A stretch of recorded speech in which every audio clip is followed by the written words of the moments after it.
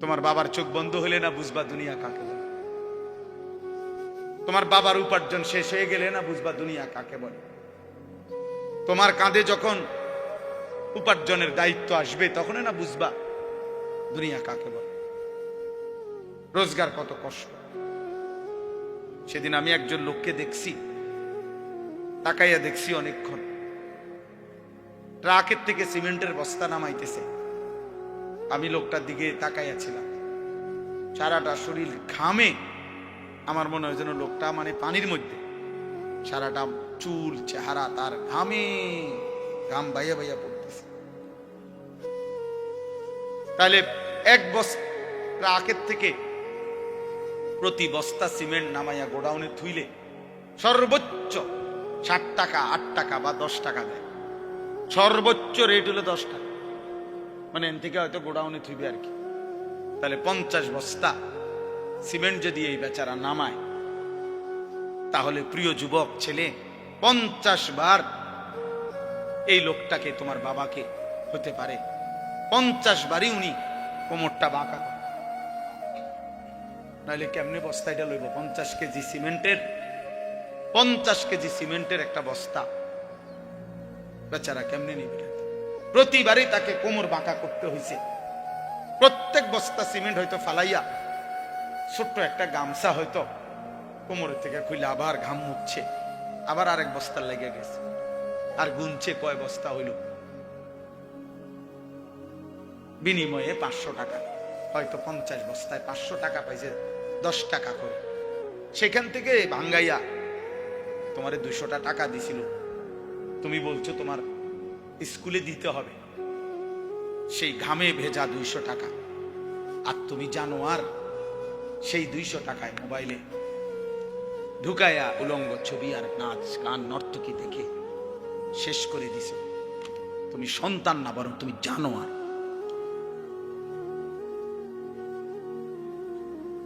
তুমি সন্তান, তুমি মানুষ না, বরং তুমি কুত্তা, তুমি জানো আর। তুমি জানো না তোমার বাবার এই 100টা টাকার পিছনে কতগুলো ঘাম ঝরছে বেটা, কতগুলো ঘাম ঝরছে।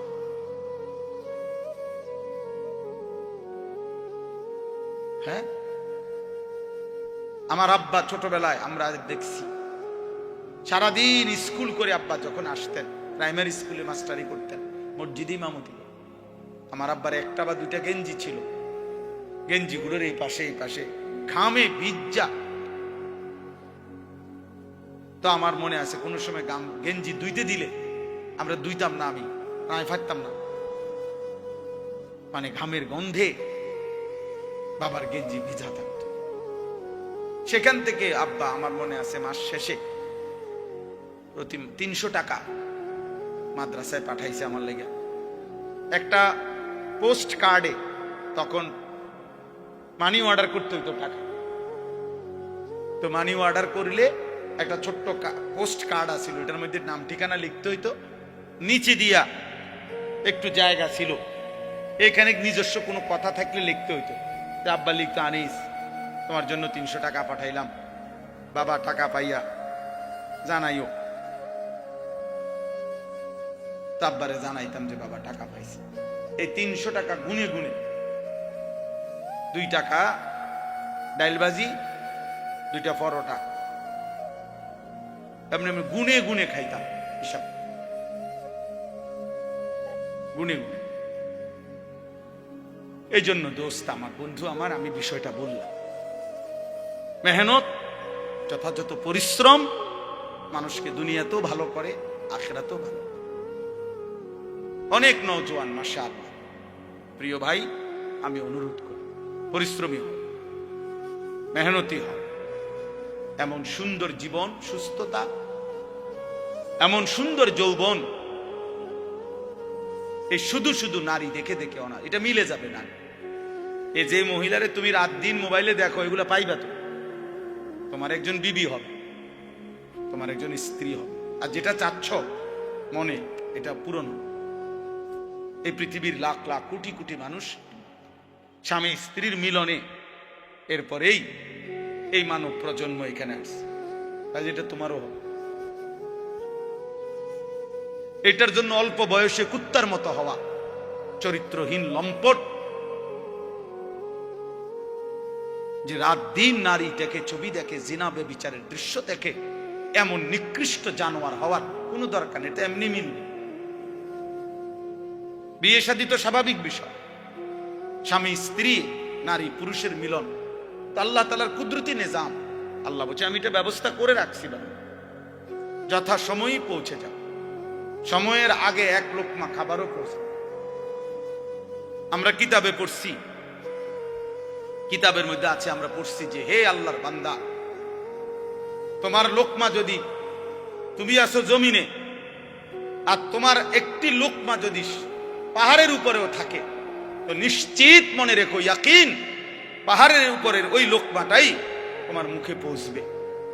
আর আল্লাহর ওলিরা বলেন, যদি হে আল্লাহর বান্দা, তুমি মুখের কাছে দুই ঠোঁটের সামনে নিয়ে আসছো লোকমা, কিন্তু যদি সেটা তোমার ফয়সালাতে না থাকে, খোদার কসম ওই লোকমা তোমার ভিতরে ঢুকবে না। যেটুকু বরাদ্দ ওইটা যদি পাহাড়েও থাকে, সেখান থেকে নেমে আসবে। যেটা বরাদ্দ নাই, সেটা ঠোঁটের কাছে থাকলেও সেটা কি হবে না, মিলবে। অতএব আমাদের জীবনের এটা বড় বুঝা উচিত। আমি বেশি আফসোস করি যে ছেলেরা, বাবা কেন বুঝতেছো না যে তুমি তোমারে চিনলা না কেন? কমপক্ষে ডানে বামে তাকাইও না, এই সমাজের কারো দিকে তাকাইও না, তোমার দিকে তাকাও তো একটু, যে আমি কি করছি সারাটা দিনে। এটা কি একটা সুস্থ মানুষের কাজ? সারা দিনে আমি বেশি ব্যস্ত ছিলাম। আজকে মাগরিব পর্যন্ত আমার বাচ্চা অসুস্থ ছিল, আর আমি ডাক্তার দেখাইয়া বাসাত রাইখা সুদর্ণপুর আমার শায়েখ আরিফ বিল্লাহ আল্লামা মুফতি মুশতাকুর নবী কাসেমি হযরতের মাদ্রাসায় আমি যাইতে হয়েছে মাগরিবের পর। ওইখানে ইসলাহি মাহফিল, সেইখানে আমি 20 মিনিট বয়ান করছি। এরপরে এখানে আসছি। আমি বারবার যোগাযোগ হইতেছে যে দেরি হয়ে যাইতেছে, বা আমার আরেকটা মাহফিল আছে, সবই ঠিক আছে, কিন্তু আমি মাঝখানে ঠিকই এরপরেও এলিটগঞ্জ পাম্পে আমরা এশার নামাজ জামাতে পড়ে আসছি। মাহফিল যদি কাইতে হইয়া যায়, শীত হইয়া যায়, আমাকে আমার নামাজ পড়তে হবে না? শ্রোতা যদি চলেও যায়, আমাকে আমার নামাজ পড়তে হবে না? ওই দেখো, ঠিক ওই দেখো, ওই অপদার্থরে দেখো, ঠিক মতো চোখেও দেখে না, কিন্তু মাগার মোবাইলে এমনি, হ্যাঁ, চোখের লগে লাগাই এলাও, এটা গাম দিয়া কষ্টে লাগাই দাও, এই যে আছে এখানে কষ্টে। হ্যাঁ হ্যাঁ, না না, লজ্জা, লজ্জা হবে কোন দিন? কোন দিন হবে বলেন? হায়া হবে কোন দিন? তাইলে শিখবে কোন দিন আমার ছেলেরা? সন্তান শিখবে কোন দিন? ফেরাবে কে এদেরকে? কারো। সবাই আমরা, সবাই ভাবতেছেন পাশ কাইটা জায়গা, সবাই ভাবতেছেন মাথা নোয়া জায়গা, সবাই ভাবতেছেন যার যার রুমে ঢুকে গেলে, ঘরে ঢুকে গেলে দরজা বন্ধ করে দিলে নিরাপদ। আল্লাহর কসম, কোন সমাজের মধ্যে যদি জিনা বেড়ে যায়, বেবিচার বেড়ে যায়, নারী ছেলে মেয়ের অবাধ মেলামেশা চলাফেরা যদি বেড়ে যায়, রব্বে কাবার কসম কিতাবে আছে, ওই সমাজের কোন ঘর আর পবিত্র নারী মেলা কঠিন হয়ে যায়। আগামীর প্রজন্ম হয়তো নেককার মেয়ে, চরিত্রবান মেয়ে, সতী সাথী মেয়ে মিলাটা কঠিন হয়ে যাবে যদি জেনা বেবিচার আর পরকিয়া আর হারাম অসভ্যতা এইভাবে ছড়িয়ে যায়। বর্তমান সময়ে মানুষের সবচেয়ে বেশি যেই গুনাহটি হচ্ছে, সেটা হলো এই চোখের গুনাহ। কিসের গুনাহ বলেন? এই চোখের। দিবা নিশি আমাদের মা বোনেরা বেপর্দা রাস্তায় চলছে, নিজেদের ভিন্ন রকমের অঙ্গভঙ্গি, আর এটা পুরুষ প্রতিনিয়ত দেখছে, অথচ এটা হারাম। মোবাইলে প্রতিনিয়ত কিশোর যুবক ছেলেরা, একটা বয়সী ছেলেরা একেবারে বেসামাল এই বড় মোবাইল ব্যবহার করে রাত নাই দিন নাই সারা রাত নারী ছবি অস্থি দৃশ্য দেখছে। অথচ খোদার কসম এটা একদিন জাহান্নাম ছাড়া আর কিছুই মিলবে। আল্লাহ নবী সাল্লাল্লাহু আলাইহি সাল্লাম বলেছেন, যে ব্যক্তি কোনো নারীর সৌন্দর্য হারাম, যেটা তার দেখার অনুমতি নাই, সে দেখলো, খোদার কসম নবী বলছে কিয়ামতের দিন তার দুই চোখে সীসা জাহান্নামের আগুনে গলাইয়া এরপরে সীসা ঢেলে দেওয়া হবে। সীসা ঢেলে দেওয়া হবে, সীসা ঢেলে দেওয়া। অতএব আপনাদের কাছে অনুরোধ করছি, এই ছোট্ট কথাটা আল্লাহ তাআলা আমাদেরকে বলছেন, ইয়াগুদ্দু মিন আবসারিহিম, চোখ নামাও, চোখ। যুবক ভাই, তোমরা অনেক নওজোয়ান, মাশাআল্লাহ, প্রিয় সন্তান, নিজের উপরে দয়া করো। এই মোবাইলের অব্যাহত নেশা তোমারে ক্ষতিগ্রস্ত করবে। একদিন তুমি দুনিয়াও আগামাতা কিছুই খুঁজে পাবা না, আখেরাত। আখেরাত বয়স্ক বাবা যারা আছেন এখনো 50-60 বছর, অথচ এখনো চা দোকানে, টেলিভিশনে নাটক, সিনেমা, নর্তকীর নাচ দেখার অভ্যস্ত বা অভ্যাস আছে, আল্লাহর ওয়াস্তে চাচা ছেড়ে দেন। এটা অসভ্যতা ছাড়া এই বয়সে আরো বেশি অসভ্যতা। এই জন্য আল্লাহ নবী সাল্লাল্লাহু আলাইহি সাল্লাম স্পষ্ট বলছেন, রাগ হবেন না, নবীজি বলছেন, আল্লাহ নবী সাল্লাল্লাহু আলাইহি সাল্লাম বলছেন, হাসরের দিন আল্লাহ তাআলা ওই বান্দার দিকে তাকাবেন না, আল্লাহ তাআলা তাকে পবিত্র করবেন না, আল্লাহ তাআলা তাকে জাহান্নাম থেকে বাঁচাবেন না। এই কথা বলতে গিয়ে 1 নম্বরে যার কথা বলছে, নবীজি বলছেন যে আশ-শাইখুজ জানি, যে বুড়া ব্যভিচারী। খোদার কসম, বয়স বেশি, বয়স হয়ে গেছে, অথচ এখনো জিনাকার, ব্যভিচারী।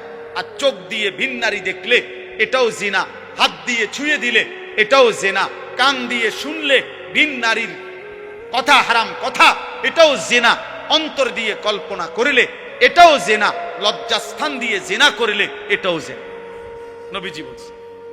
অতএব আল্লাহ নবী সাল্লাল্লাহু আলাইহি সাল্লাম বলছেন, বয়স্ক হওয়ার পরেও যে জিনার অভ্যাস, হারাম নারী দেখার অভ্যাস, বাস্তবে হোক আর মোবাইলে হোক আর টেলিভিশনে হোক আর সাদওয়ানে হোক, এই বদ অভ্যাস যে ছাড়ে নাই, আল্লাহ তাআলা তার দিকে কিয়ামতের দিন তাকাবেন না, আল্লাহ তাকে পবিত্রও করবে না, আল্লাহ তাকে জাহান্নাম থেকে বাঁচাবে।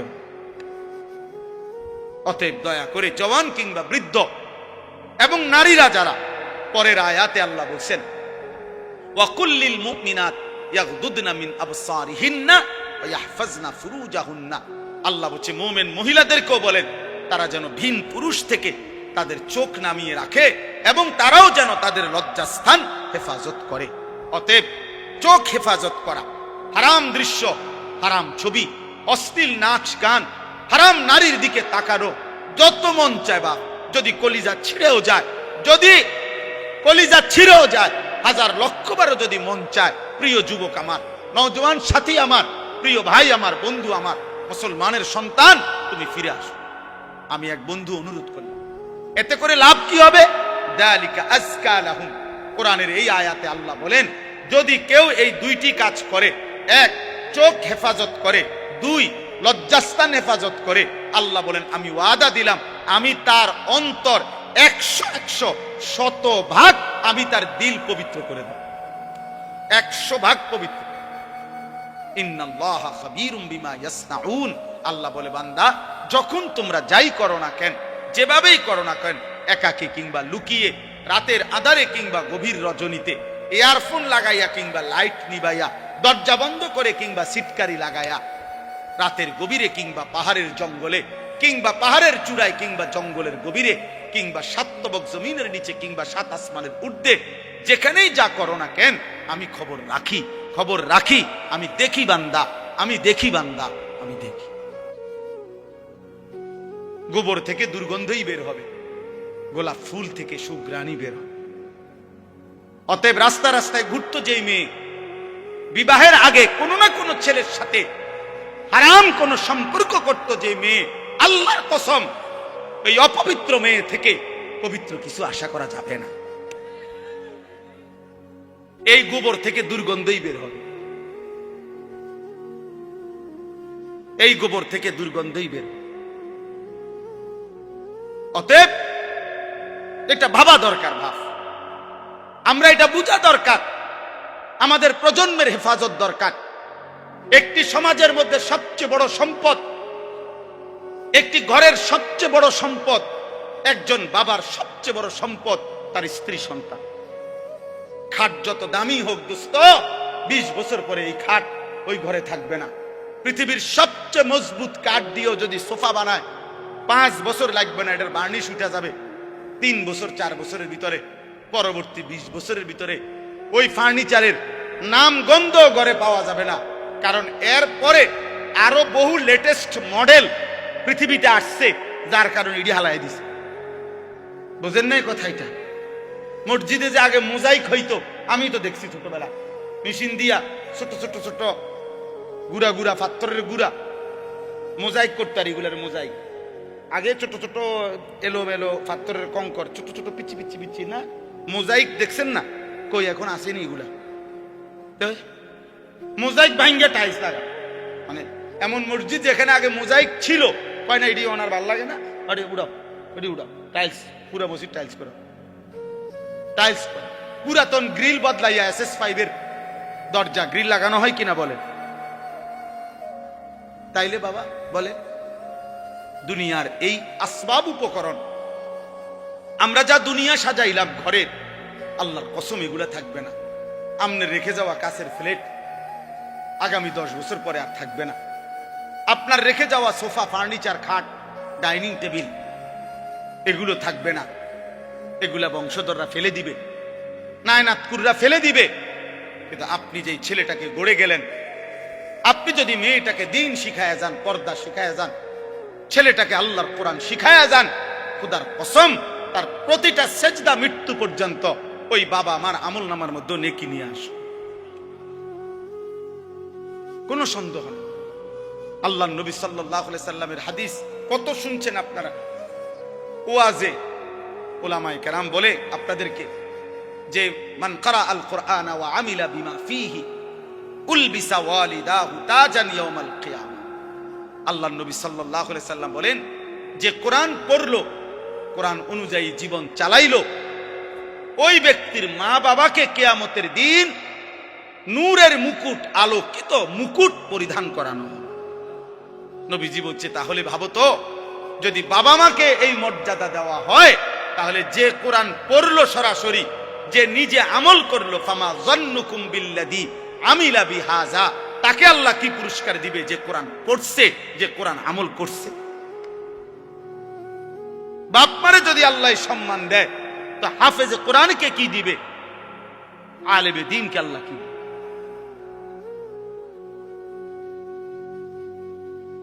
এজন্য প্রিয় ভাই, প্রিয় বাবা, সবাই মিলে গুনাহ ছাড়েন। আমার মূল বক্তব্য আজকে এতটুকু, গুনাহ ছেড়ে দিতে হবে। আখিরাত যদি পাইতে হয়, জাহান্নাম থেকে বাঁচতে হলেও গুনাহ ছেড়ে দেওয়া জরুরি, জান্নাতে প্রবেশ করতে হলেও গুনাহ ছেড়ে দেওয়া জরুরি। এক মুমিনের ডিউটি 2টা। একজন মুসলমানের জীবনের 24 ঘন্টা কাজ 2টা। 1 গুনাহ বর্জন করা, 2 আদেশ পালন করা। খালাস। এরই নাম জীবন, এরই নাম মুসলমান, এরই নাম তাকওয়া, এর পিছনেই জান্নাত। উইদ্দাত লিল মুত্তাকিন, রব্বুল আলামিন বলে জান্নাত বানানোই হয়েছে মুত্তাকিদের জন্য। আর মুত্তাকি বলেই তাকে ওই মুমিনকে, যে মুমিন প্রথমত গুনাহ বর্জন করে, দ্বিতীয়ত আদেশ পালন করে। আদেশ পালন করে, সতর খোলা রাখা। মনে করেন কারো নাভি থেকে হাঁটুর নিচ পর্যন্ত, এটা হলো সতর পুরুষের, এটা খোলা রাখা গুনাহ না নেকি? কথা বলেন। একজন মনে করেন এখন নামাজের ওয়াক্ত, নামাজ আদায় করা এটা গুনাহ না নেকি? নেকি। বুঝেন নাই? নামাজ আদায় করা কি নেকি, সতর ঢাকা মানে সতর খোলা রাখা এটা কি?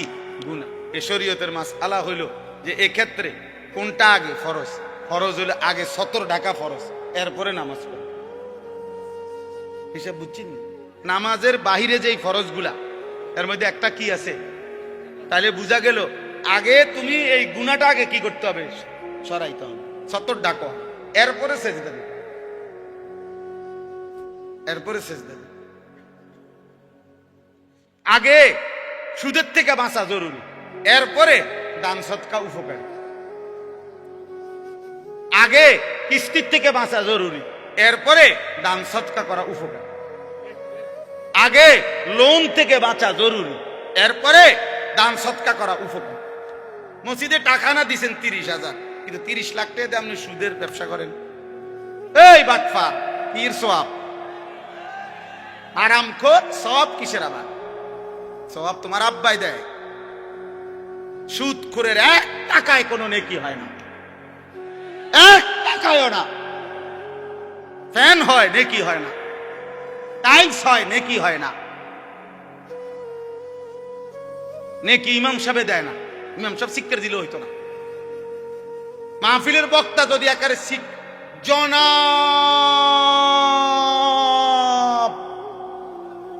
অমুকে অমুক 30,000 মার হাবা, আবারে মার, যা ফারস মার, তারে টেহা দিল কেন, মার কন্যা।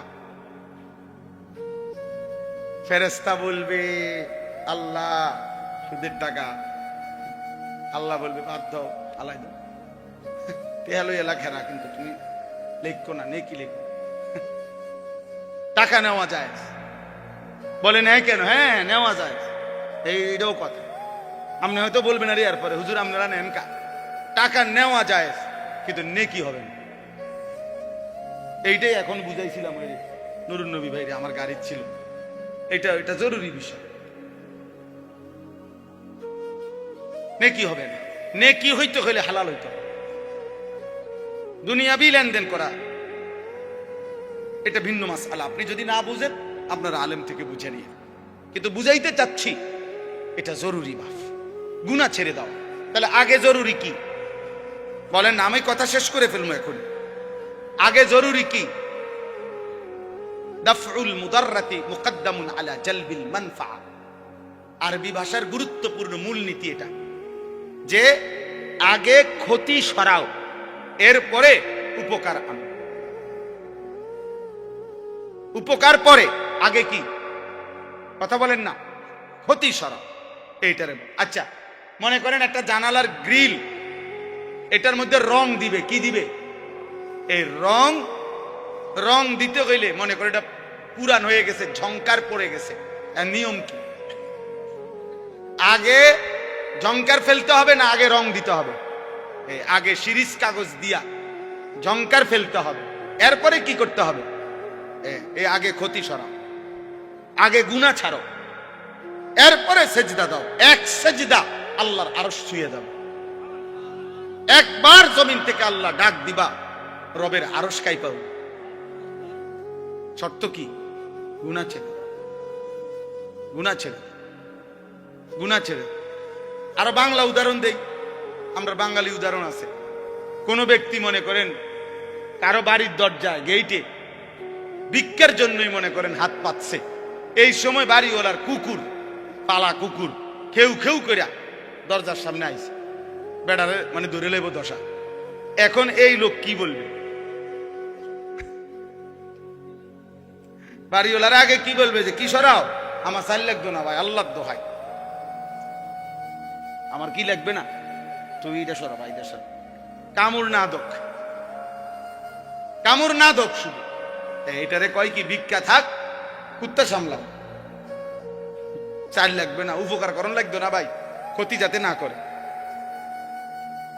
ক্ষতি যাতে না। এই জন্য এক মুমিনের প্রথম ডিউটি, যুবক হোক বৃদ্ধ হোক, আমি হই তুমি হই, আলেম হোক পাবলিক হোক, আপনি মনে রাখবেন। আপনারা অনেক সময় অনেকে আছে বলে আরে কয় তো লম্বা লম্বা, হুজুরের মধ্যে তো দোষের অভাব নাই, বলে কি না বলেন? আমিও তো বলি হুজুরের মধ্যে দোষের অভাব নাই। হুজুররা কি বেহেশতের থেকে নিয়ে আসছে? আমি কি এখন বেহেশতের থেকে আসছি না ক্যান্টনমেন্ট থেকে আসছি? ময়নামতি সাহেবের বাজার আমার বাসা, আমি কোনো বেহেশতের থেকে আসছি? মানে আপনি যদি মনে করেন কোন হুজুরেরও দোষ আছে, হ্যাঁ হ্যাঁ, তো আপনি আমার জন্য দোয়া করেন। আমরা আপনাদের জন্য দোয়া করি না? কথা বলেন না কেন? তো আপনারা আমার জন্য দোয়া করবেন যে আল্লাহ ওনারও গুনাহ থেকে বাঁচান, ওনারও আল্লাহ আপনি নেক আমলের তৌফিক দেন। আমি আপনার কাছে দোয়া প্রাপ্য না? কথা বলেন না কেন? তো তাইলে অসুবিধা কি? এটা কিন্তু সূক্ষ্ম ধোঁকা, সূক্ষ্ম ধোঁকা। আপনি চোখের সামনে দেখতেছেন আমরা দুইজন, তো এখন আমি পড়ে গেছি পানিতে, তো এরপরে আপনার দায়িত্ব, এটা আর আমি থাকি লাভ কি? এটাই তো কথা। এটা কোনো বুদ্ধিমান করবে? এটা আমার সাথী আগুনে পুড়ে গেছে, আর আমি আর হুজুরে জেনে আগুনে ফিরে গেছে, তো আর আমি পাবলিক থাকি কিনবো, আমরাও আগুনে পুড়ে যাই, এটা নিয়ম। তো যদি মনে করেন আমি ভুলে করে ফেলছি, যদি মনে করেন আমি গুনাহ করছি, যদি মনে করেন আমি হারাম করছি, এই বলে কি আপনিও হারাম করবেন? এটা জরুরি। গুনাহ ছেড়ে দেন।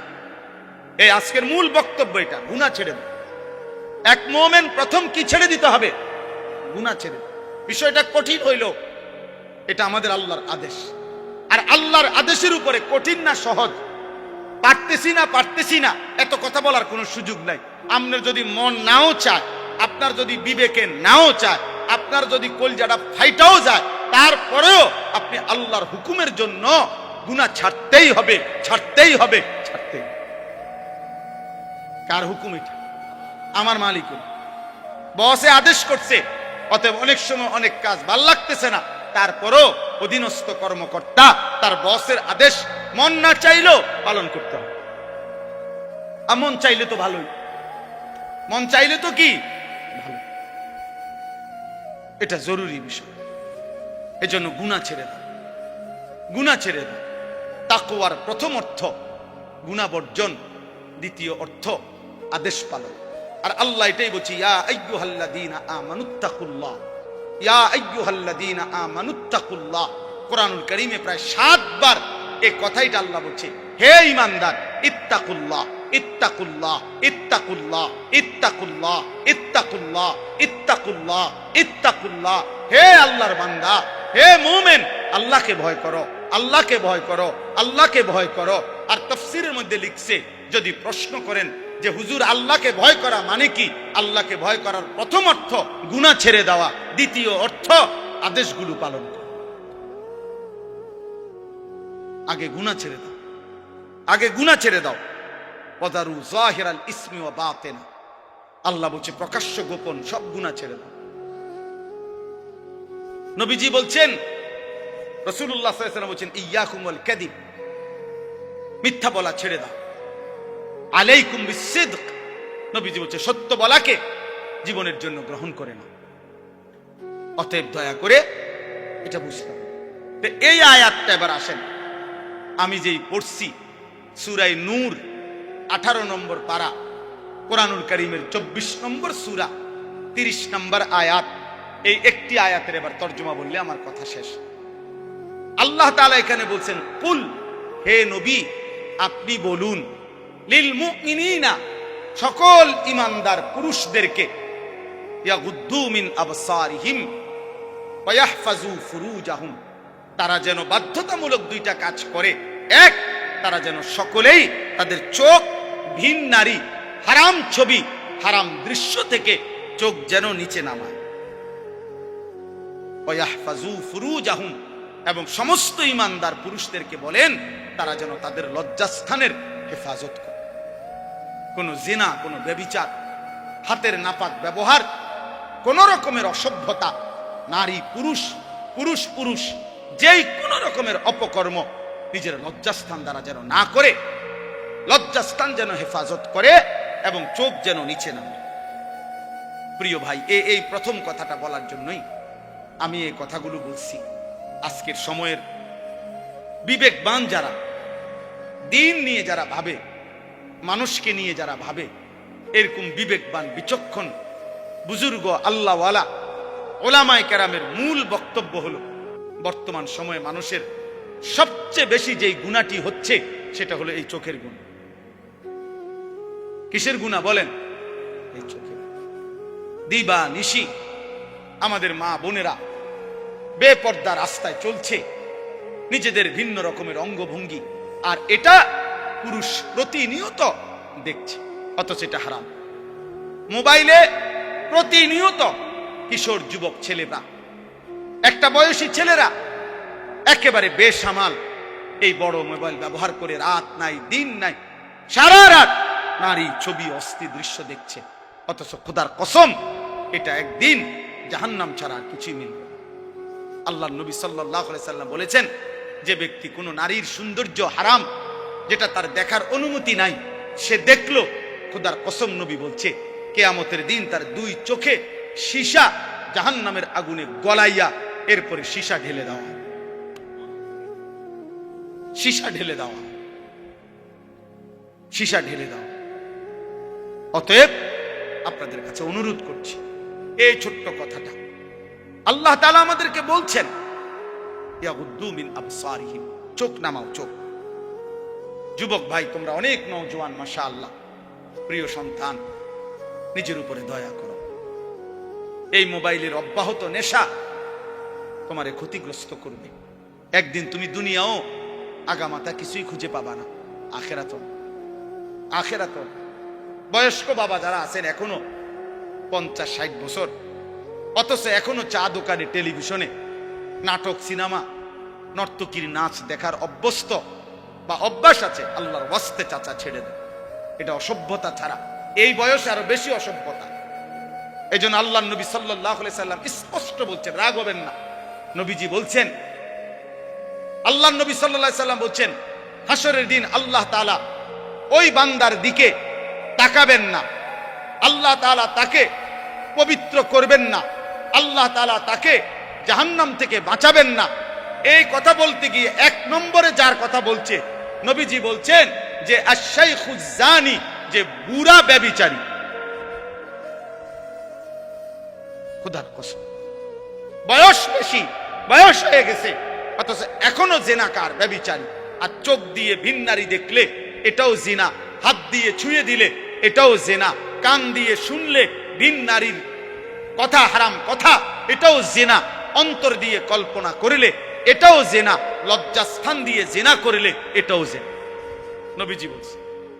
অতএব আল্লাহ নবী সাল্লাল্লাহু আলাইহি সাল্লাম বলছেন, বয়স্ক হওয়ার পরও যে জিনার অভ্যাস, হারাম নারী দেখার অভ্যাস, বাস্তবে হোক আর মোবাইলে হোক আর টেলিভিশনে হোক আর সাদওয়ানে হোক, এই বদঅভ্যাস যে ছাড়ে নাই, আল্লাহ তাআলা তার দিকে কিয়ামতের দিন তাকাবেন না, আল্লাহ তাকে পবিত্রও করবে না, আল্লাহ তাকে জাহান্নাম থেকে বাঁচাবে না।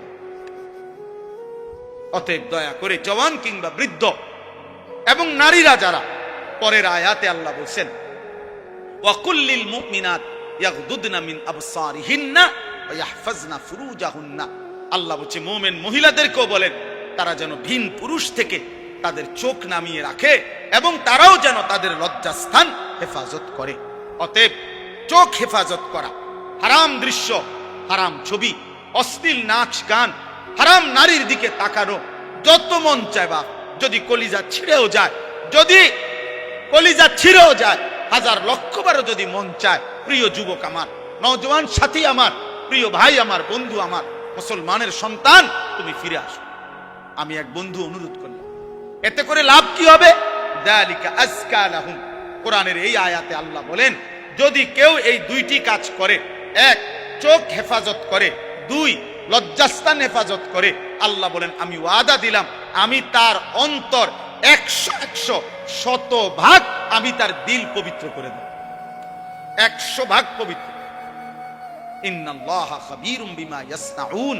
আল্লাহ বলে, বান্দা যখন তোমরা যাই করো না কেন, যেভাবেই করো না কেন, একাকী কিংবা লুকিয়ে, রাতের আঁধারে কিংবা গভীর রজনীতে, ইয়ারফোন লাগাইয়া কিংবা লাইট নিবাইয়া, দরজা বন্ধ করে কিংবা সিটকারি লাগাইয়া, রাতের গভীরে কিংবা পাহাড়ের জঙ্গলে কিংবা পাহাড়ের চূড়ায় কিংবা জঙ্গলের গভীরে কিংবা 7 তবক জমিনের নিচে কিংবা 7 আসমানের ঊর্ধ্বে, যেখানেই যা করো না কেন, আমি খবর রাখি, আমি দেখি বান্দা, আমি দেখি। অতএব দোস্ত আমার, আল্লাহকে আড়াল করা সম্ভব? আল্লাহকে ফাঁকি দেওয়া সম্ভব? আল্লাহ তাআলার দৃষ্টির আড়ালে যাওয়া সম্ভব? অতএব এইটুকুই সবক। আমরা যদি ইমানদার হই, আমরা যদি মুমিন হই, তাহলে আমাদের নারী, আমাদের পুরুষ, আমাদের কিশোর, আমাদের যুবক, আমাদের মা, আমাদের বোন, আমাদের স্ত্রী, আমি হুজুর, আপনি পাবলিক, আমরা সবার দায়িত্ব চোখ হেফাজত করা। কি হেফাজত করা? কারণ চোখ হারাম নারী দেখা গুনাহ কিনা?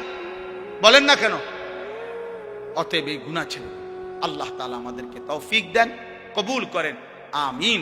বিবাহ একটি সম্পর্ক, বিবাহ একটি ইবাদত। ইবাদত কিনা কথা বলেন? আল্লাহ কোরআনে বলছে ফানকিহু, তোমরা বিবাহ করো। তো যেটা আল্লাহর হুকুম এটা ইবাদত কিনা? নবীজি সাল্লাল্লাহু আলাইহি সাল্লাম বলছে আন-নিকাহু মিন সুন্নতি, বিবাহ আমি রাসূলের সুন্নাত। তো যেটা নবীর সুন্নাত এটা উৎসব নাকি ইবাদত? এটা ফুর্তি নাকি ইবাদত? নবীর সুন্নত এটা ফুর্তি নাকি ইবাদত? তাহলে বিবাহ কি?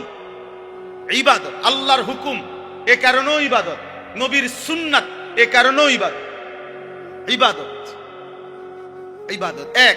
দুই নাম্বার, বিবাহ মানে একটি ছেলে মেয়ের এই সম্পর্ক শুধু উপভোগের সম্পর্ক নয়, বরং এই স্বামী স্ত্রী মানে এখান থেকে কিয়ামত পর্যন্ত একটি প্রজন্ম। আমার দাদা দাদির মিলনে আমার বাবা, মা বাবার মিলনে আমি, আমার স্ত্রীর পরে আমার সন্তান। তাইলে এইভাবে এটা একটা সিরিয়াল, এটা একটা সিরিয়াল। আমার দাদা 5 ওয়াক্ত নামাজ পড়ছেন রমজান মাসে, পুরা রমজানে মসজিদে ছিলেন, শেষ 10 দিন এতেকাফ করছেন। ঈদের চাঁদ উঠছে, ঈদের দিন দাদা সকালবেলা ভোরে মসজিদ থেকে বের হইয়া ঈদের নামাজ পড়া ঘরে আসছে। চাচারে কইছে, ছোট চাচারে, যে আমারে, আমি আমার শ্বশুর বাড়ির যামু, আমার একটা রিস্কা না দে। আমার চাচার নাম হোসেন, মানে হুসাইন। ওই যে হোসেন, আমারে একটা রিস্কা না দে ফুত, আমি আমার শ্বশুর বাড়ির যামু। দাদা বুড়া মানুষ। আমার চাচা বলছে আব্বা আমনে মুরব্বী মানুষ, শেষ বয়স, আপনি মাত্র মুসিতায় অন কি শ্বশুর বাড়ি যাইবেন? আমরা সব সেমাই চিনি রাঁধছি, আপনি খাবেন। দাদা কয় না, আমি জামুই, তুই রিস্কা না আনলে বাদ দে। নাতি মানে আমার চাচার ছেলে ইদ্রিস, পরে বলছে নাতি তুই আমার হাতে ধর, দাদা জামুই শ্বশুর বাড়ি। এই কথা বলে দাদা একটু সামনে গেছে, মাঝ পথে পাশের গ্রাম, 2 গ্রাম পরে আমার দাদার শ্বশুর বাড়ি ছিল। দাদা মাঝখানেই রাস্তায় কাইত হইয়া পড়ে গেছে। সন্ধ্যাবেলায় আমার দাদা কবরে চলে গেছে, মারা গেছে। আমার দাদা ঠিকই বুঝছে যে আমি শ্বশুর বাড়ি যাব। তাহলে আমার দাদা নেককার ছিলেন, নেককার ছিলেন, নিজের হাতে মসজিদ গড়ে গেছেন। তাহলে এটা একটা প্রজন্ম, স্বামী স্ত্রীর সুন্দর একটি সম্পর্ক, এদের ঈমান ইসলাম, এদের পাক পবিত্রতা, পর্দা পুশিদা, এটা একটা জেনারেশন তৈরি করে। এটা গুরুত্বপূর্ণ বাপ। কম হোক, আল্লাহর কথা, কোরআন সুন্নাহর কথা আদবের সাথে শুনতে হয়, এটা জরুরি, নাইলে ফায়দা হয় না। এক তো হইলো আমি, একজন চিৎকার দিল, একজন সুর দিল, একজন টান দিল,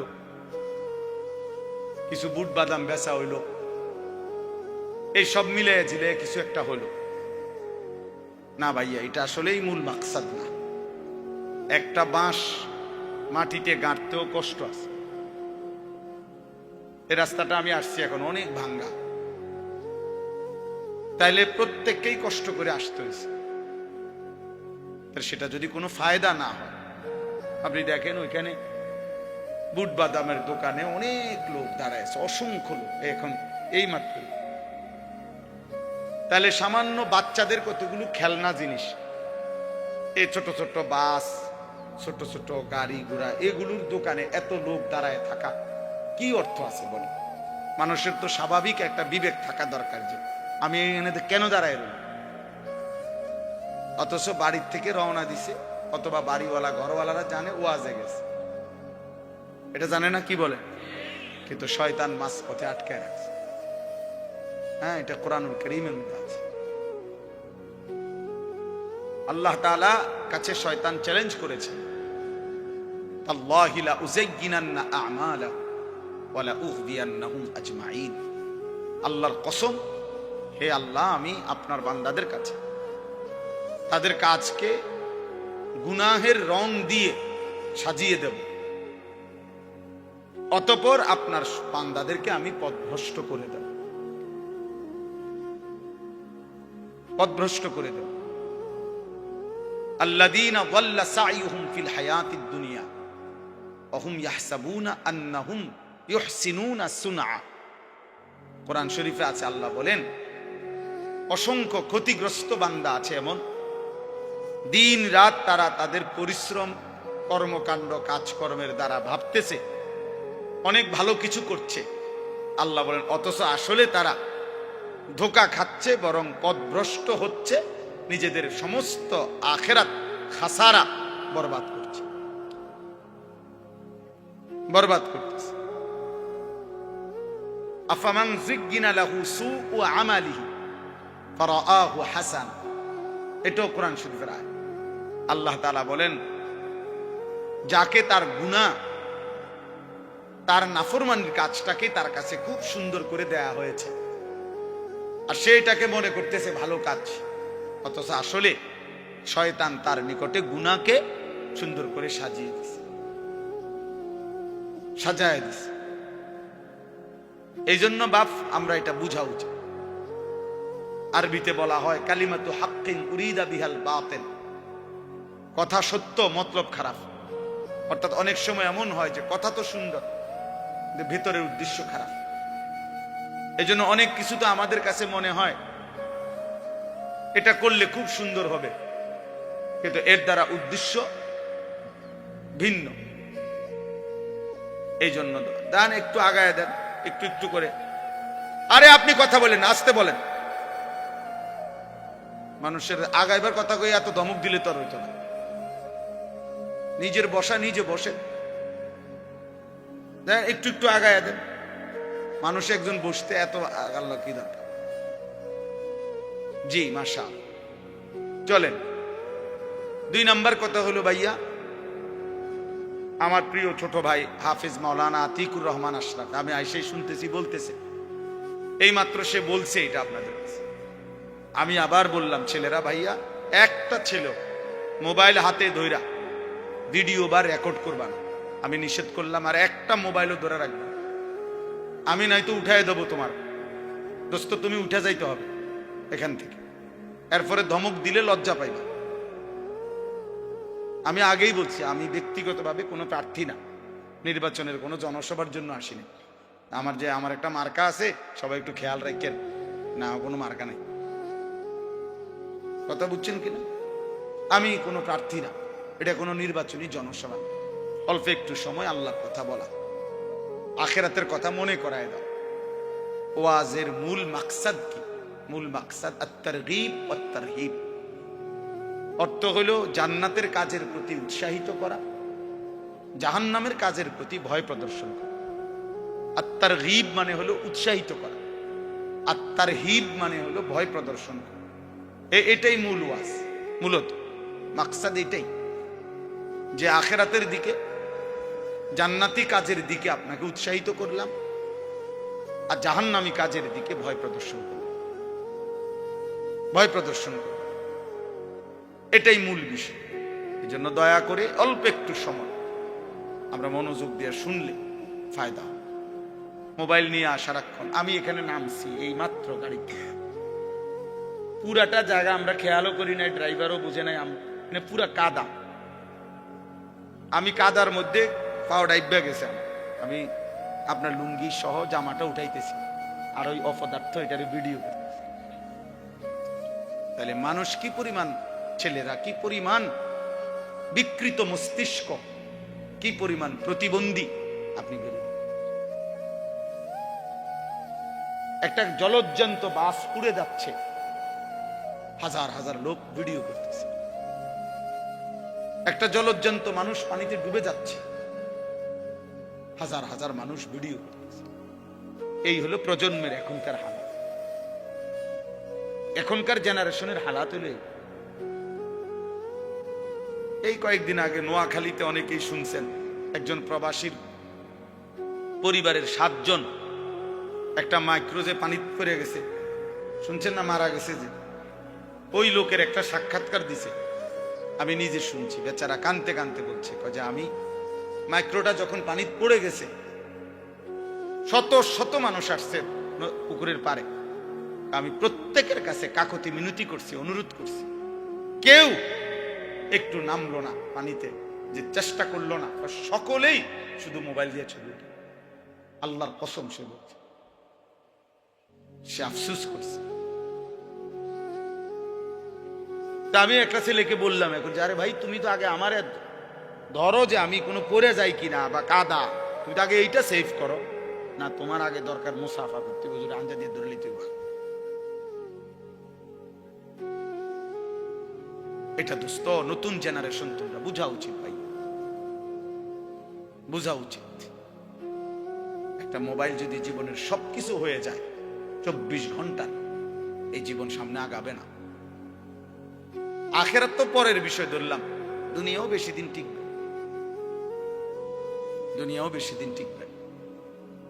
গাফলত কোনো মানুষকে, গাফেল মানুষ দুনিয়াতেও কোনো উন্নতি করতে পারে না, আখেরাতেও না। অমনোযোগী, অবহেলা, খামখেয়ালি, কাজের প্রতি নিষ্ঠা নাই, আগ্রহ নাই, পরিশ্রমের মানসিকতা নাই, ওই মানুষ দুনিয়াবি বাজার, ব্যবসা, লেনদেন, নিজের দুনিয়ার কাজেও ভালো করতে পারে। আমার আপনারা সবাই বুঝবেন, যে কেন জিজ্ঞাসা করে, যেই দোকানদার কোন কাস্টমার যদি 3 বার 4 বার আইসা দেখে, মনে করেন এক সপ্তাহের মধ্যে উনি 3 বার আইসে এই দোকানে, আইসা 3 বারই দেখছে দোকান বন্ধ অথবা দোকানদার নাই, এরপরে সে পরবর্তী 6 মাসেও আর কোনোদিন এই দোকানে আসবে না, দেখেন সে বলবে যে এনে দোকানদার থাকে না, আর বলা যায় না এটা বন্ধও থাকতে হবে, এই শেষ, মানে তার ব্যবসা শেষ, সে আর দাঁড়াইতে পারে না। এই জন্য এটা একটা নিয়ম, কাজের প্রতি নিষ্ঠা থাকতে হবে। এত বেশি পরিমাণ গাফেল, সারাক্ষণ হাসি, সারাক্ষণ মজা, দুষ্টামি, সারাক্ষণই মোবাইল নিয়ে ব্যস্ত থাকা, এ তো গাফলত ভাই, এ তো গাফলত, খামখেয়ালি। আর গাফেল মানুষ দুনিয়াতেও কোনো ভালো কিছু করতে পারে না, আখেরাতেও। ও আপনাদেরকে হঠাৎ আমি শুনলাম শুনাইতেছে আমার ওয়াজের 21 বছরের কথা। আমার 21 বছর এক এক দিন আমি কেমনে পার করছি এক মালিক জানে। গত 2 রাত আমি টোটালি ঘুমাই, বৃহস্পতিবার রাতেও না, শুক্রবার রাতেও। পাবনা থেকে আমি আসছি সকালবেলা, সকাল 7টায় বয়ান করছি 1.25 ঘন্টা, ফেরি পার হইতে লাগছে মোট 8 ঘন্টা। তাইলে এজন্য দোস্ত বুঝাইতে চাচ্ছি, কাজের প্রতি নিষ্ঠা থাকতে, আন্তরিকতা থাকতে। দুনিয়াতেও কেউ যদি ভালো কিছু করতো, এই আজকে যারা বড় বড় শিল্পপতি, দুনিয়ার লাইনে বড় বড় পয়সাওয়ালা, দেখবা যে হালাল হারাম পরে, কিন্তু কমপক্ষে সে যে এই পর্যায়ে গেছে, হালাল হোক হারাম হোক, সে যেটা বুঝছে এটার উপরে সে সর্বোচ্চ দিন রাত মেহনত করছে। তার দিবানিশির মেহনত, পরিশ্রম, মাথার ঘাম তারে এই পর্যায়ে নিয়ে গেছে।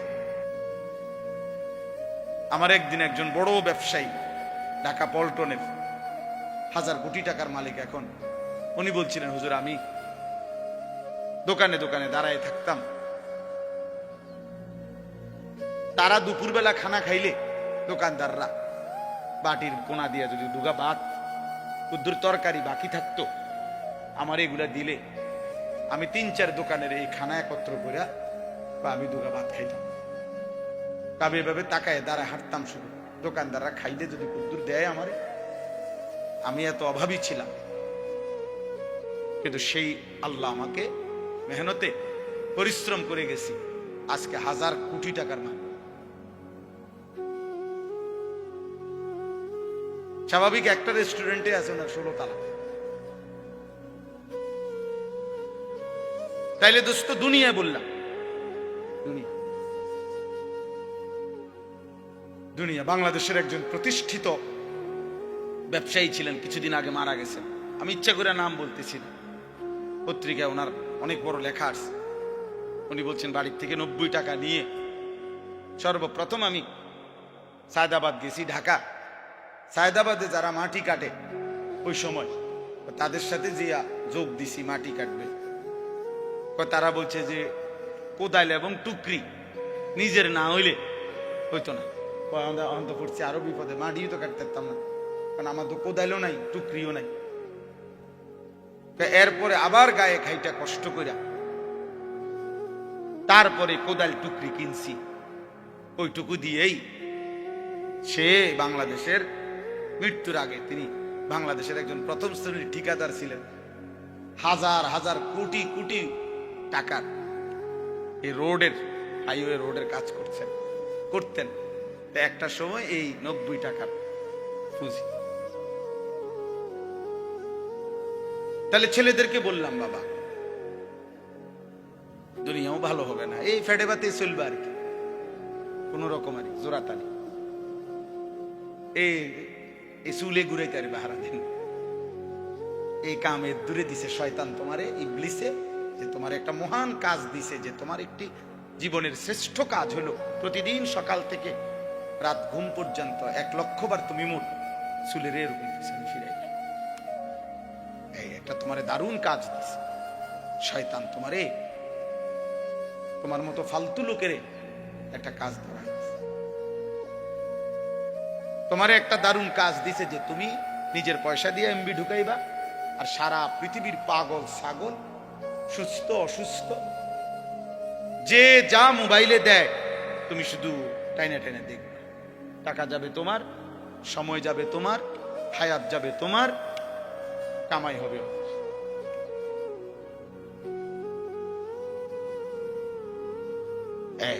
তোমারে বুদ্ধি দিয়ে যে যেমনে পারো টাকা ব্যবস্থা করবে তুমি। তুমি বাপের টাকা চুরি করো, নয়তো মায়ের টাকা চুরি করো, নয়তো স্কুলের টিফিনের টাকা বাঁচায় রাখো, নয়তো যেভাবে পারো। নারী তোমাকে দেখতেই হবে, উলঙ্গ ছবি তোমাকে দেখতেই হবে, হারাম ছবি তোমাকে দেখতেই হবে, অসৎ বন্ধুদের আড্ডা দিতেই হবে, আড্ডা দিতেই হবে। আল্লাহ আমাদেরকে হেফাজত করেন। এজন্য আমি সবাইকে বললাম, গাফলত অনেক বড় অভিশাপ, মানে এই খামখেয়ালি আর অবহেলা, জীবনটাকে অনাদরে অবহেলায় নষ্ট করে দাও। বরং বুদ্ধিমান বিবেকবান ব্যক্তি পরিশ্রমী হয়। মানুষকে আল্লাহ তাআলা বলেছেন লাকাদ খালাকনাল ইনসানা ফি কাবাদ। 3টা কসম করে আল্লাহ বলেছেন যে আমি মানুষের সৃষ্টির মধ্যে আমি আল্লাহ পরিশ্রম করার, মেহনত করার যোগ্যতা দিয়েই, মানসিকতা দিয়েই আমি সৃষ্টি করেছি। এই ফি কাবাদ অর্থ আমি আল্লাহ তাআলা মানুষকে মেহনত করার মানসিকতা, যোগ্যতা দিয়েই লাকাদ খালাকনাল ইনসানা, আমি মানুষকে সৃষ্টি করেছি। এজন্য সব ছেলেকে বললাম, এই ভূমিকা ছাড়াই কথা শেষ। কথার প্রসঙ্গে প্রথম কথা এটা বললাম, গাফেল না হওয়া ভাইয়া, দুনিয়াও না আখিরাত। ভালো উপার্জনের জন্য মেহনত করতে, একটু সুখ, একটু সচ্ছলতা, ঘর বাড়ি চলাফেরা, পরিবারের একটু প্রশস্ততার জন্য মেহনত চাই। আপনি ঘুমের থেকে উঠে উঠে জমিদারি করবেন, এ কয়দিন তাপালিন, কয়দিন মোটরসাইকেল নিয়ে মাতবুরি, মোবাইল একটা নিয়ে মাতবুরি, কয়দিন ভাইয়া, কয়দিন? তোমার বাবার চোখ বন্ধ হলে না বুঝবা দুনিয়া কাকে বলে। তোমার বাবার উপার্জন শেষ হয়ে গেলে না বুঝবা দুনিয়া কাকে বলে। তোমার কাঁধে যখন উপার্জনের দায়িত্ব আসবে তখন না বুঝবা দুনিয়া কাকে বলে, রোজগার কত কষ্ট। সেদিন আমি একজন লোককে দেখছি, তাকাইয়া দেখছি অনেকক্ষণ, ট্রাকের থেকে সিমেন্টের বস্তা নামাইতেছে। আমি লোকটার দিকে তাকাইয়া ছিলাম, সারাটা শরীর ঘামে, আমার মনে হয় যেন লোকটা মানে পানির মধ্যে, সারাটা চুল চেহারা তার ঘামে ঘাম বাইয়া বাইয়া পড়তেছে। তাহলে এক বস্তা আগের থেকে প্রতি বস্তা সিমেন্ট নামাইয়া গোডাউনে থুইলে সর্বোচ্চ 60 টাকা, 8 টাকা বা 10 টাকা দেয়। সর্বোচ্চ রেট হলো 10 টাকা, মানে এন থেকে হয়তো গোডাউনে থুইবে আর কি। তাহলে 50 বস্তা সিমেন্ট যদি এই বেচারা নামায়, তাহলে প্রিয় যুবক ছেলে, 50 বার এই লোকটাকে, তোমার বাবাকে হতে পারে 50 বারই উনি কোমরটা বাঁকা। নাহলে কেমনে বস্তাটা লইব? 50 কেজি সিমেন্টের, 50 কেজি সিমেন্টের একটা বস্তা বেচারা কেমনে নিবে? প্রতিবারই তাকে কোমর বাঁকা করতে হয়েছে। প্রত্যেক বস্তা সিমেন্ট হয়তো ফালাইয়া ছোট্ট একটা গামছা হয়তো কোমরের থেকে খুলে আবার ঘাম মুছছে, আবার আরেক বস্তা লেগে গেছে, আর গুনছে কয় বস্তা হইল। বিনিময়ে 500 টাকা, হয়তো 50 বস্তায় 500 টাকা পাইছে, 10 টাকা করে। সেখান থেকে ভাঙ্গাইয়া তোমারে 200 টাকা দিছিল, তুমি বলছো তোমার স্কুলে দিতে হবে, সেই ঘামে ভেজা 200 টাকা। আর তুমি জানো আর সেই 200 টাকায় মোবাইলে ঢুকায়া উলঙ্গ ছবি আর নাচ গান নর্তকী দেখে শেষ করে দিছ। তুমি সন্তান না, বরং তুমি জানো আর।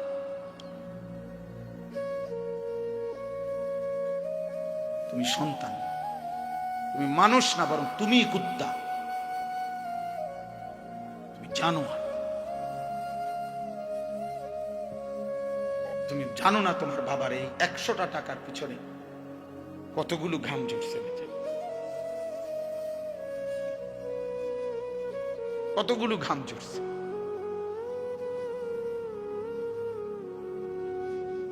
হ্যাঁ,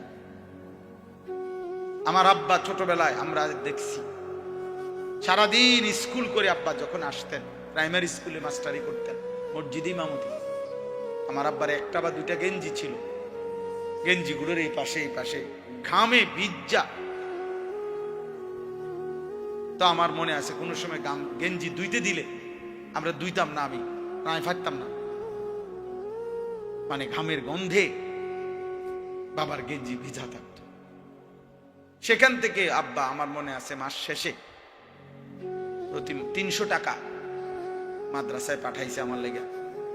একটা পোস্ট কার্ডে তখন মানি অর্ডার করতে হইতো টাকা, তো মানি অর্ডার করলে একটা ছোট্ট পোস্ট কার্ড আছিল, এটার মধ্যে নাম ঠিকানা লিখতে হইতো, নিচে দিয়া একটু জায়গা ছিল, এখানে নিজস্ব কোনো কথা থাকলে লিখতে হইতো।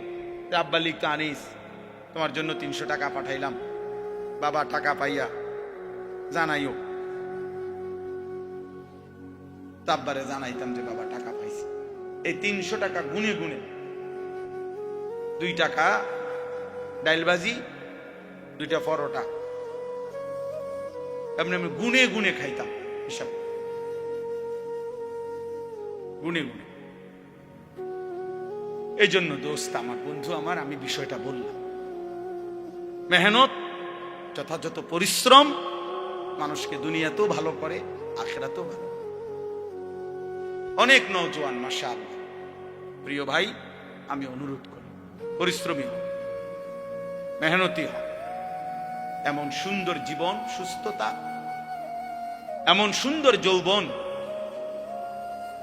এই শুধু শুধু নারী দেখে দেখে এটা মিলে যাবে না।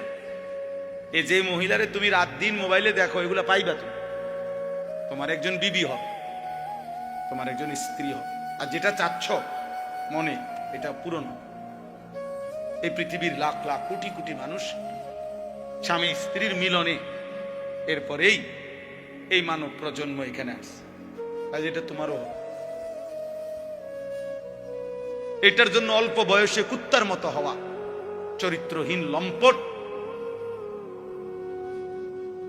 যে রাত দিন নারী দেখে, ছবি দেখে, জিনা ব্যভিচারের দৃশ্য দেখে, এমন নিকৃষ্ট জানোয়ার হওয়ার কোনো দরকার নেই। এটা এমনি মিলবে।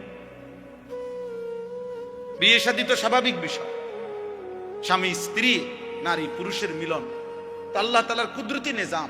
আল্লাহ বলছে আমি এটা ব্যবস্থা করে রাখছি, যথা সময়ই পৌঁছে যাবে। সময়ের আগে এক লোকমা খাবারও পৌঁছে। আমরা কিতাবে পড়ছি, কিতাবের মধ্যে আছে, আমরা পড়ছি যে হে আল্লাহর বান্দা, তোমার লোকমা যদি, তুমি আছো জমিনে আর তোমার একটি লোকমা যদি পাহাড়ের উপরেও থাকে, তো নিশ্চিত মনে রেখো, ইয়াকিন, পাহাড়ের উপরের ওই লোকমাটাই তোমার মুখে পৌঁছবে। আর আল্লাহর ওলিরা বলেন, যদি হে আল্লাহর বান্দা, তুমি মুখের কাছে দুই ঠোঁটের সামনে নিয়ে আসছো লোকমা, কিন্তু যদি সেটা তোমার ফয়সালাতে না থাকে, খোদার কসম ওই লোকমা তোমার ভিতরে ঢুকবে না। যেটুকু বরাদ্দ ওইটা যদি পাহাড়েও থাকে সেখান থেকে নেমে আসবে, যেটা বরাদ্দ নাই সেটা ঠোঁটের কাছে থাকলেও সেটা কি হবে না, মিলবে। অতএব আমাদের জীবনের এটা বড় বোঝা উচিত। আমি বেশি আফসোস করি যে ছেলেরা, বাবা কেন বুঝতেছো না যে তুমি তোমারে চিনলা না কেন? কমপক্ষে ডানে বামে তাকাইও না, এই সমাজের কারো দিকে তাকাইও না, তোমারে দিকে তাকাও তো একটু, যে আমি কি করছি সারাটা দিনে। এটা কি একটা সুস্থ মানুষের কাজ? সারা দিনে আমি বেশি ব্যস্ত ছিলাম, আজকে মাগরিব পর্যন্ত আমার বাচ্চা অসুস্থ ছিল, আর আমি ডাক্তার দেখাইয়া বাসাত রাইখা সুদন্যপুর আমার শায়েখ আরিফ বিল্লাহ আল্লামা মুফতি মুশতাকুর নবী কাসেমি হযরতের মাদ্রাসায় আমি যাইতে হয়েছে মাগরিবের পর। ওইখানে ইসলাহি মাহফিল, সেখানে আমি 20 মিনিট বয়ান করছি, এরপরে এখানে আসছি। আমি বারবার যোগাযোগ হইতেছে যে দেরি হয়ে যাইতেছে, বা আমার আরেকটা মাহফিল আছে, সবই ঠিক আছে, কিন্তু আমি মাঝখানে ঠিকই এরপরেও এলিটগঞ্জ পাম্পে আমরা এশার নামাজ জামাতে পড়ে আসছি। মাহফিল যদি কাইতে হইয়া যায়, শীত হইয়া যায়, আমাকে আমার নামাজ পড়তে হবে না? শ্রোতা যদি চলেও যায়, আমাকে আমার নামাজ পড়তে হবে না? ওই দেখো, ঠিক ওই দেখো, ওই অপদার্থরে দেখো, ঠিক মতো চোখেও দেখে না, কিন্তু মাগার মোবাইলে এমনি, হ্যাঁ, চোখের লগে লাগাই এলাও, এটা গাম দিয়া কষ্টেপ লাগাই দাও, এই যে আছে এখানে কষ্টেপ। হ্যাঁ হ্যাঁ, না না, লজ্জা, লজ্জা হবে কোন দিন? কোন দিন হবে বলেন? হায়া হবে কোন দিন? তাইলে শিখবে কোন দিন আমার ছেলেরা? সন্তান শিখবে কোন দিন? ফেরাবে কে এদেরকে? কারো, সবাই আমরা, সবাই ভাবতেছেন পাশ কাইটা জায়গা, সবাই ভাবতেছেন মাথা নোয়া জায়গা, সবাই ভাবতেছেন যার যার রুমে ঢুকে গেলে, ঘরে ঢুকে গেলে দরজা বন্ধ করে দিলে নিরাপদ। আল্লাহর কসম, কোন সমাজের মধ্যে যদি জিনা বেড়ে যায়, বেবিচার বেড়ে যায়, নারী ছেলে মেয়ের অবাধ মেলামেশা চলাফেরা যদি বেড়ে যায়, রব্বে কাবার কসম কিতাবে আছে, ওই সমাজের কোন ঘর আর পবিত্র নারী মেলা কঠিন হয়ে যায়। আগামীর প্রজন্ম হয়তো নেককার মেয়ে, চরিত্রবান মেয়ে, সতী সাথী মেয়ে মিলাটা কঠিন হয়ে যাবে যদি জেনা বেবিচার আর পরকিয়া আর হারাম অসভ্যতা এইভাবে ছড়িয়ে যায়। অতএব দোস্ত আমার, আল্লাহকে আড়াল করা সম্ভব, আল্লাহকে ফাঁকি দেওয়া সম্ভব, আল্লাহ তাআলার দৃষ্টির আড়ালে যাওয়া সম্ভব। অতএব এইটুকুই সবক। আমরা যদি ইমানদার হই, আমরা যদি মুমিন হই, তাহলে আমাদের নারী, আমাদের পুরুষ, আমাদের কিশোর, আমাদের যুবক, আমাদের মা, আমাদের বোন, আমাদের স্ত্রী, আমি হুজুর, আপনি পাবলিক, আমরা সবার দায়িত্ব চোখ হেফাজত। কি হেফাজত করা? কারণ চোখ হারাম নারী দেখা গুনাহ কিনা? বলেন না কেন? অতএব এই গুনাহ ছেড়ে আল্লাহ তাআলা আমাদেরকে তৌফিক দেন, কবুল করেন, আমিন।